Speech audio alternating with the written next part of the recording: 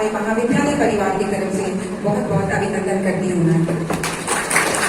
सभागार में मौजूद हमारे ऊर्जावान प्रशिक्षुगण, मंच पे आसीन डीएलएड प्रभारी हरदीप मैडम, हमारे महाविद्यालय के सहायक व्याख्याता, मंच संचालक संतोष जी और हमारे नौकरी जी जितेंद्र, सबों का आज के इस सेमिनार में बहुत बहुत अभिनंदन। मैं सर्वप्रथम बताना चाहूंगी मैम को कि ये जो मंथली एजुकेशनल रिसर्च सेमिनार है, ये हम लोग कई वर्षों से हर मंथ कॉलेज में करते चले आए हैं। इसका एक मुख्य मकसद ये है कि आज का जो ये ज्वलंत मुद्दा होता है, जो बर्निंग टॉपिक्स होते हैं, उनके ऊपर हमारी कोशिश होती है कि हम 1 घंटे का 2 घंटे का सेशन चलाएं। और उसके अंदर की बात यह है कि चूंकि ये प्रशिक्षुगण आगे चलकर एक शिक्षक बनने जा रहे हैं, तो जब नए नए हम यहाँ पे आए हैं तो उनको बोलने की कला, उनके अंदर का भय या किसी टॉपिक को लेकर के निश्चित रूप से आप घर में जाकर के उसको इधर उधर पेपर उठा करके उसके बारे में जानने की कोशिश करते हैं। तो मंच पे अगर आप आगे नहीं भी बोल रहे हैं तो भी आप सुन रहे हैं, और जो बोल रहे हैं वो 2-3 किताब है, इंटरनेट से सबको देख के बहुत सारे पॉइंट्स इकट्ठे कर रहे हैं। जो आज नहीं बोल रहे हैं वो नेक्स्ट सेमिनार में बोलते हैं out of excitement.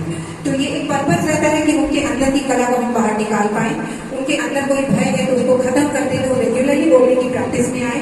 Definitely teachers का सबसे मेन आर्ट बोलने की कला। अगर हम वोकल नहीं है तो हम एक सक्सेसफुल इफेक्टिव टीचर कभी नहीं बन पाते हैं। तो मैं कुछ आज के इस मुद्दे को छात्रों में नैतिक मूल्य, सफलता का मार्ग, इससे संबंधित मैं कहना चाहूंगी कि जैसा कि हम लोग जानते हैं कि व्हाट इज एजुकेशन। आप सब जान रहे हैं एजुकेशन क्या है। महात्मा गांधी जी ने भी इनकी डेफिनेशन दी थी कि by education I mean all round drawing out of the best man and child, body, mind and soul. मतलब पूर्ण रूप से उत्कृष्टता को वो चाहते हैं मनुष्य और बच्चे में। तो शिक्षा क्या डिग्री ले लेने से हम उत्कृष्ट हो जाते हैं?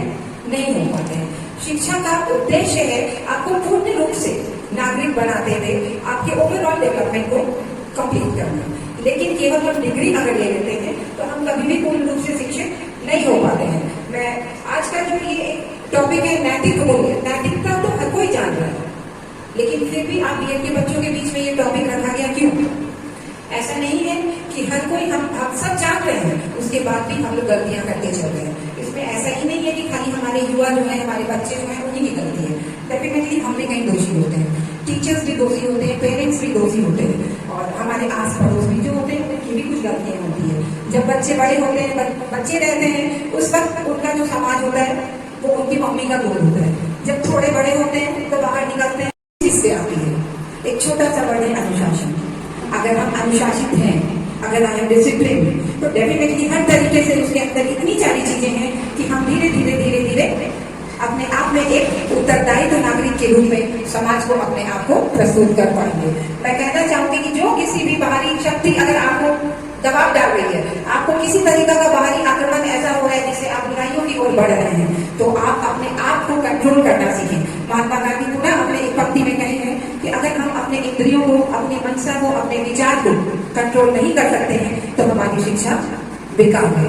हमारी शिक्षा तभी सफल है जब हमारे अंदर न्याय की भावना है, हमारे अंदर सदाचार की भावना है। नैतिकता के साथ ही हम धर्म की ओर भी बढ़ते हैं। हम हर तरह की बुराइयों से अपने आप को बाहर लाने का प्रयास करेंगे अगर हमारे अंदर एक जुनून होगा कि हमें समाज में अपने आप को एक विकसित नागरिक, एक संपूर्ण नागरिक, एक उत्तरदायित्व नागरिक के रूप में लाना है।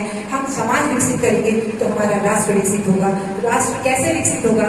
निश्चित रूप से आप सबों पे हमारा राष्ट्र डिपेंडेंट है। और आज एक बीएड कॉलेज में इस टॉपिक पे ये आज सेमिनार रखने का पर्पस क्या है?